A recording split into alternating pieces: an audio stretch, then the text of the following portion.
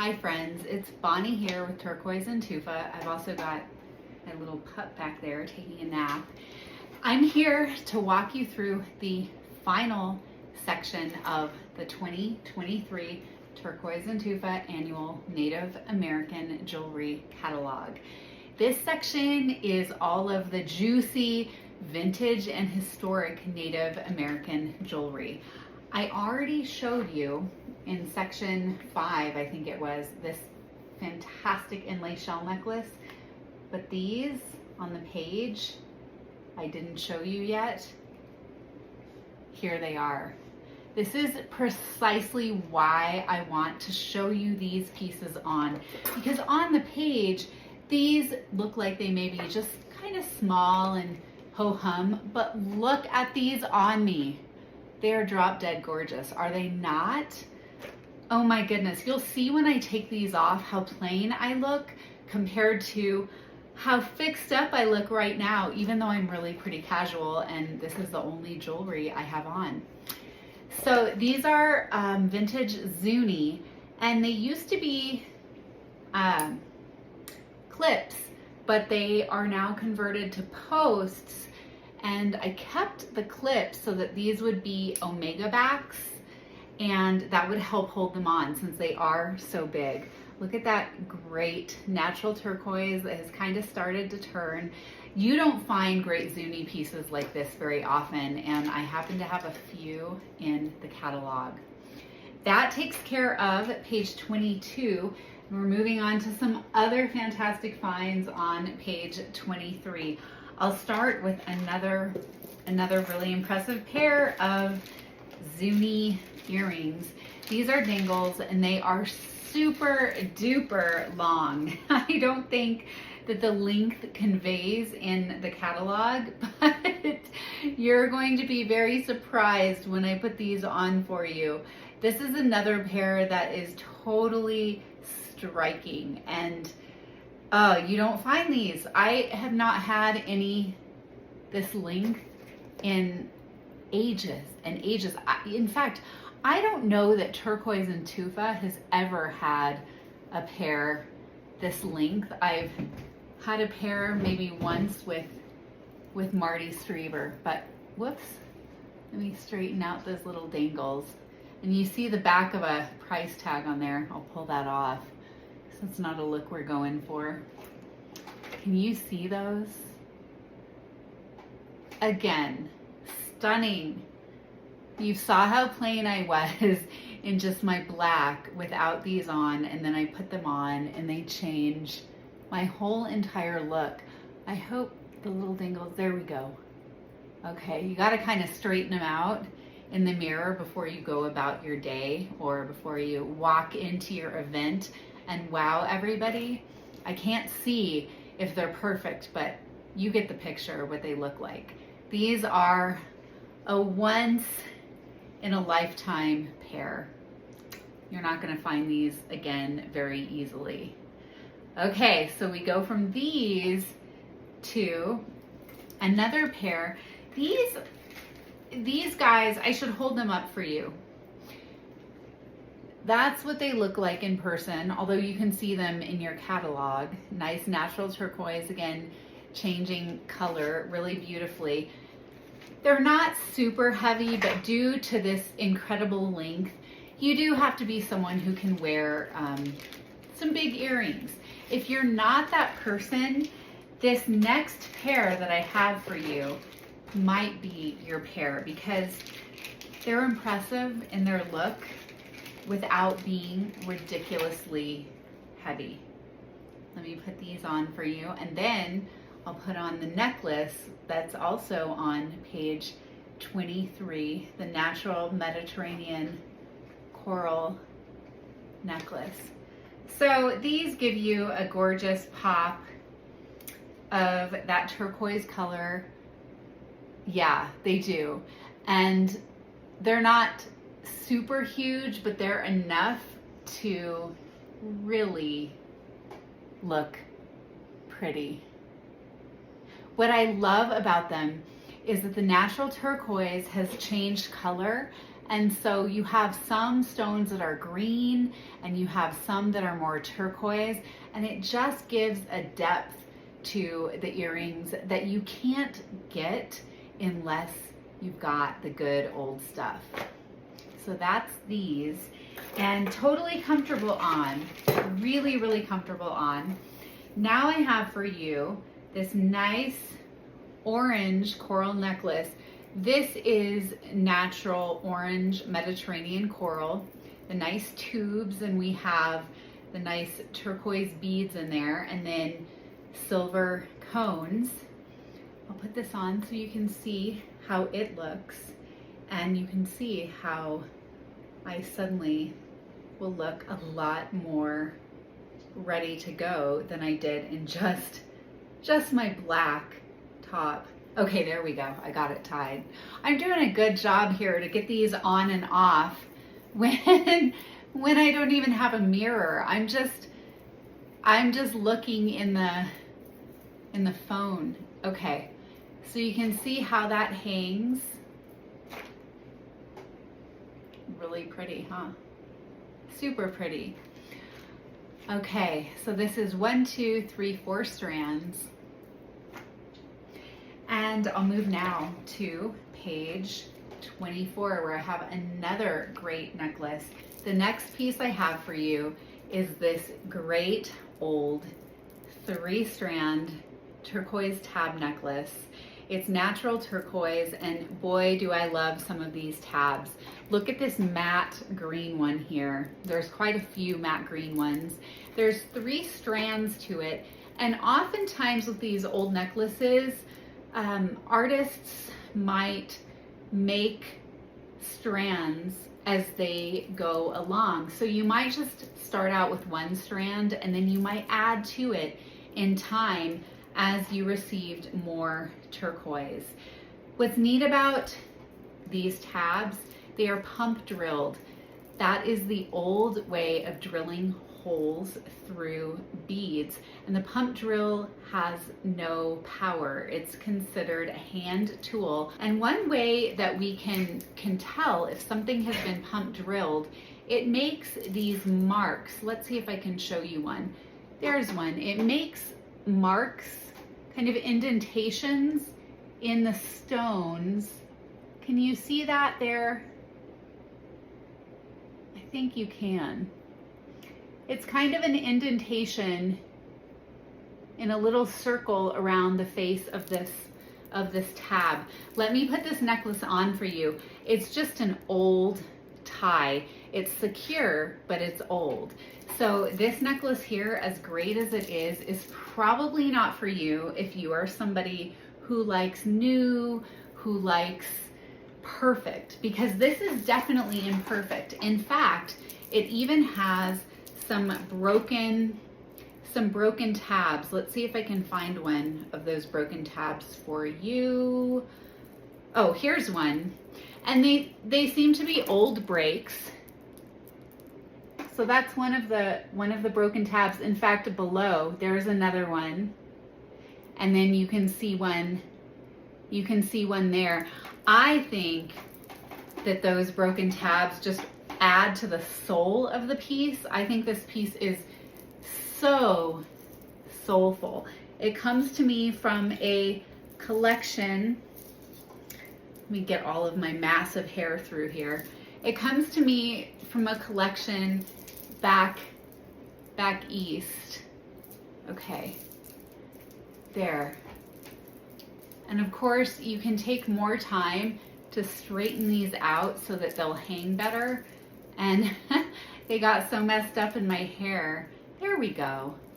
So there you can see a better hang.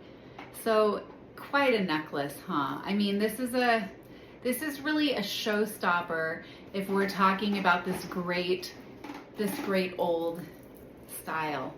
It's really a great piece. These type pieces are after my heart because you can't age a piece to look old. There's a certain feel about it, And this piece has that feel. You can age a piece to look old. People try it, unfortunately. Unscrupulous people try to pass off new pieces as old. They try to oxidize them, maybe put a little bit of wear in them, but it's just not the same as the real thing. So this is a special necklace, and you can see what it does for me. I'll stand up, in fact. I think it's still, there we go. That's a little bit better. Really nice, huh? Okay, page 25. These vintage Navajo earrings are super cool as well. They're kind of in a teardrop shape with a little dangle in the middle, and such pretty natural blue gem turquoise in there. These are kind of modernist in style. Statement earrings. Again, this year the catalog is filled with statement earrings. And I love that. And yet, if you have sensitive ears, there are some selections for you too. But look at these. What I love about these is that because they are more modernist in style, they look really good with more contemporary pieces, yet you can also wear them with something old like this tab necklace, get away with it and look awesome. I'm gonna put my hair back, and that way I won't be all hair, and you can see a little bit better what these look like, since we're coming to a whole lot of earrings. Okay, there we go. Look at them. And you know, even though they're huge, and they are, I'm gonna be honest with you, they are definitely heavy. The weight is distributed nicely because of the post here. So on me, and I have fairly sensitive ears, they're not uncomfortable. I don't think they're something that I would want to wear for 15 hours, but I think I could definitely get by wearing them for maybe 5 hours. Really nice. And then we'll next move on to some earrings that are a little bit easier, a little bit lighter. These are old squash blossoms that have been converted into earrings. I love that kind of earring because you still have the feel of the old blossom, but you don't have a whole necklace. It's a nice way to feel something really old without having to wear the whole big necklace. Now, if you notice, the detail at the bottom of these blossoms is a little bit different from earring to earring. Another really cool detail.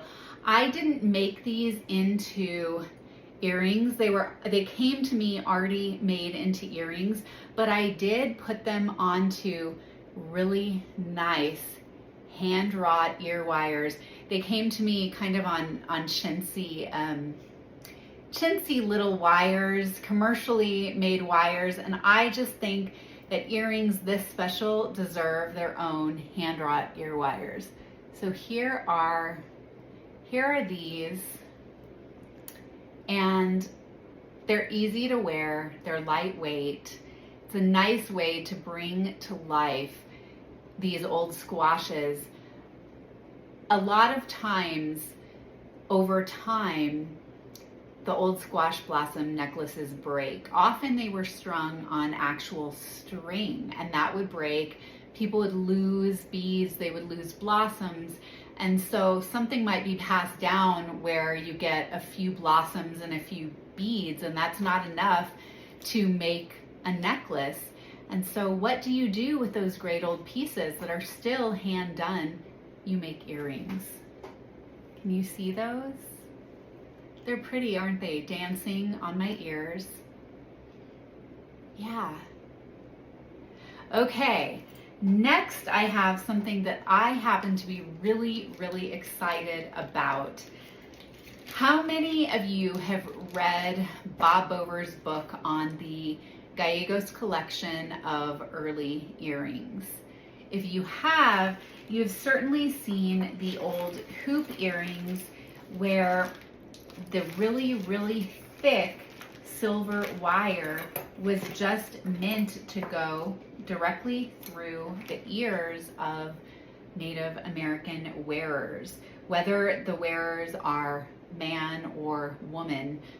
This is one of those original pairs, and I don't know if you can see, this is where the hoop was opened, and people would just take the hoop and put it through the ear. As you might imagine, you had to have a pretty big ear hole to wear that. So somebody prior to me, another dealer, had these closed, and then they had these little hooks added so that they could be actually wearable.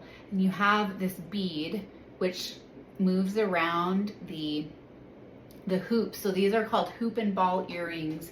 They're really great, and you don't find a whole lot of the original hoop and ball earrings. These are, and I have provenance information for you so that you know someone didn't just create a pair of earrings and pretend like they were the old thing. Okay, I'm gonna put these in. Again, these, as you can see, still look great with the necklace I have on. Aren't they pretty? They are striking. I don't have my own pair of hoop and ball earrings, and I may be missing out to not buy these because they're really, really pretty and something really after my heart. Again, if you haven't seen the book, look up Robert Bover's book on Navajo and Pueblo earrings. Okay, so pretty. We're done with page 25 and we're moving on to page 26. I will start out with another necklace so that you can see how the other necklace looks with some of the other earrings. We'll say goodbye to this special soulful beauty. This next necklace I have is certainly a vintage piece. It's another tab necklace, and the scale of it is a lot smaller than the one that I just had on, but it's really pretty matched turquoise, matched in tone. There are different, I think the turquoise on it does come from some different mines. There you go. And some of these pieces are definitely hand shaped. I don't know if you can see that. I'll back up a little bit, but they've been hand shaped. And if we go back in and look at them, they've also been pump drilled like the other piece. Now, in looking at this necklace, I think it may be a restringing deal. It may have been restrung from another piece because you have some turquoise on here. It's a little bit more green as opposed to some that is more blue. And these look to me to be a little bit later, which is fine. This is still an early piece, but probably just a restringing deal. So this necklace, when you look closely, it has some turquoise on it that is a little bit more green. Perhaps this is Royston. And then you have some other pieces that are a little bit more blue in color.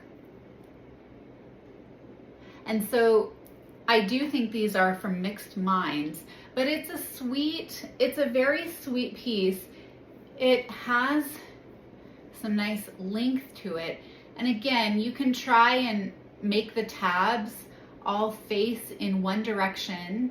I think we talked about that with Gail and Yazi's Biwa pearls. But they're going to eventually turn and be in all kinds of different directions in a more organic look. This is really pretty though, and you don't often see single stranders in this length.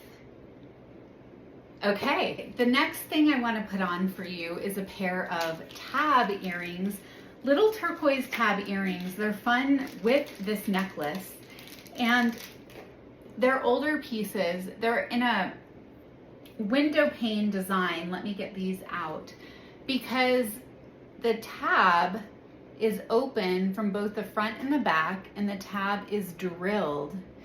And I think that these may have been sold by me back when I was with Marty, because they look so familiar to me.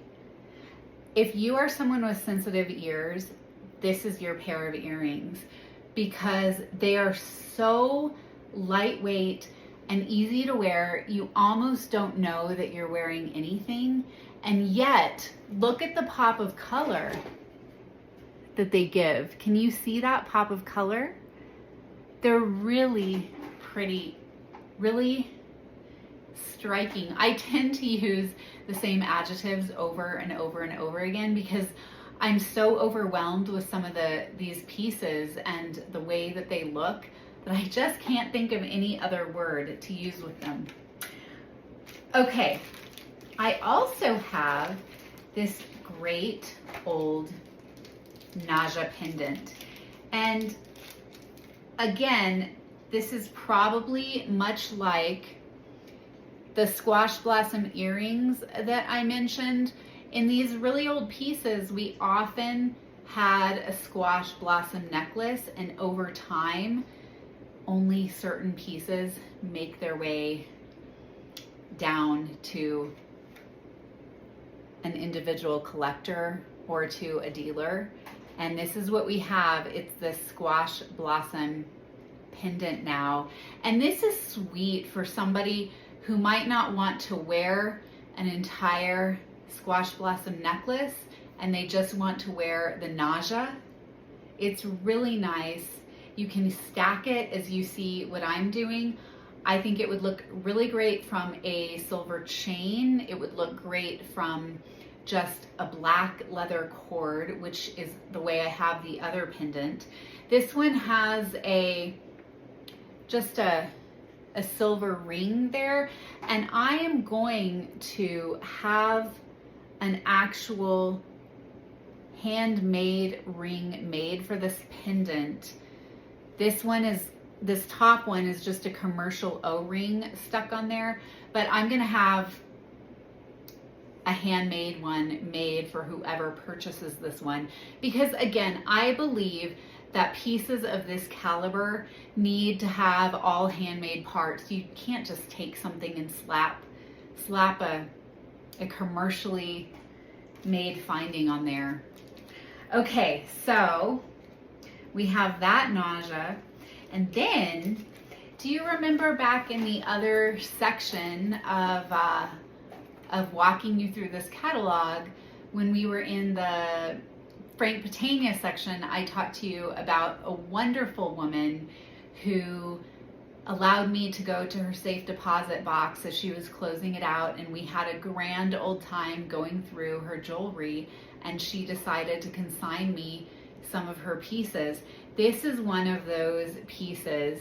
It's such a striking geometric design, and this is an old silver cuff.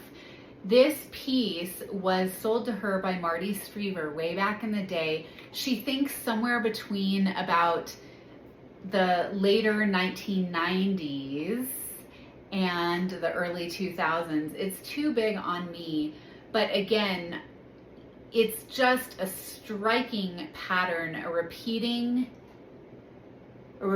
pattern, and then you have this great edge work here.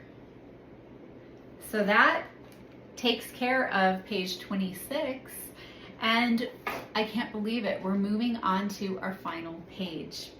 Oh, before I move on to the final page, I'll show you another piece that was supposed to go in the catalog, and I ran out of room completely, and so I didn't get to put it in there. It's this pin, and this pin I thought looked so nice with these earrings. This pin almost looks like a piece that you would see coming out of the Thunderbird shop, Frank Patania's shop. It's kind of modernist in design. And I just ran out of space, but I have it. All right, moving to the final page. I can't believe we're finally done. And if you are still with me, goodness, you are really someone who appreciates this jewelry. So here's another naja, again, likely from an old squash.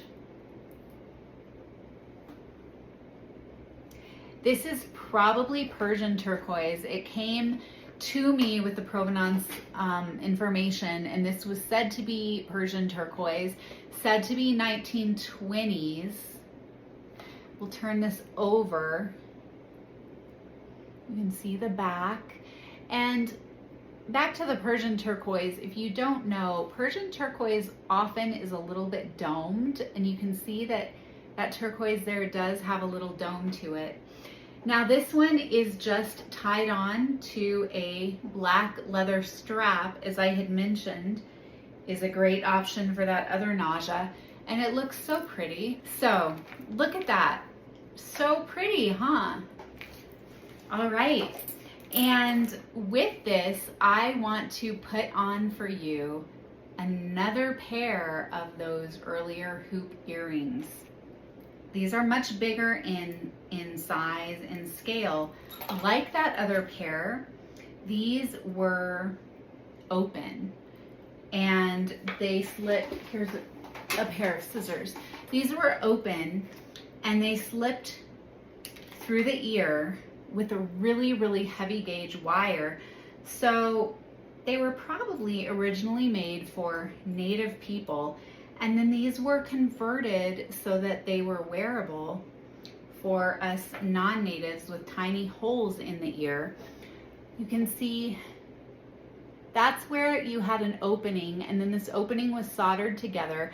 These again came to me on kind of inexpensive, mass-produced ear wires, and I had some hand-wrought ear wires made because, again, these deserve it. Now, the hand-wrought ear wires on these are a little bit thicker, but it's definitely more in keeping with the older style to have these heavier gauge. Do you see how that's a little bit fatter?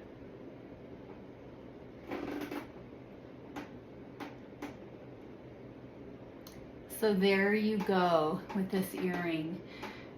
It's big, it's bold, not for the faint of heart, but certainly makes a statement. And how cool to make a statement with a really old, great piece. Now, if you think that these hand-wrought ear wires are too thick for you and you fall madly in love with this pair, I can help you with that. Just let me know. I can have my jeweler make them a little bit skinnier so that they're more comfortable in your ear. Like the other pair, this has a handmade bead that spins around, so there are the hoop and balls. And you may notice these are pretty shiny. They came to me from a collector who prefers to have her jewelry shined up a little bit rather than super oxidized. But if you would prefer, you can just allow them to oxidize a little bit more. So that's these great hoops. I kind of want to keep one in my ear because it's so fun. And now we're down to my final 3 bracelets. Again, I'm gonna say these come from that great collection of the Patania pieces and this piece, and these came from Marty back in the day. So this one has such great stamping on it, something you don't see every day. Look at the way the artist has taken different stamps to make these beautiful flowers. It's so, so pretty. This is stamped on the inside sterling. And it's a really wide cuff. A little too big for me again. My wrists are child sized, remember, but it's so, so nice. And the final bracelets that I have for you, they also come from Marty Strieber. And what's so special to me, they have one of her really old tags, and the tag doesn't have the price, but I see 1910. I see that she dated them 1910, and it's a pair of floral guards, and you have this really nice repoussé work on there. And then you have a center bump up or a center repoussé. And my collector used to wear her flowers together. Stunning, right? I don't know if the old jewelry does it for you like it does for me, but I look at this and it just makes my heart race. My heart truly pitter-patters over the great old pieces. Thank you so much for going through the catalog with me. I so appreciate you. And I love that I can just sit here very, very casually in my little hot office without any air conditioning and present the catalog to you and feel okay with the way I come to you very casually. Thank you for that. Thank you for all of your support. I hope you find something you love.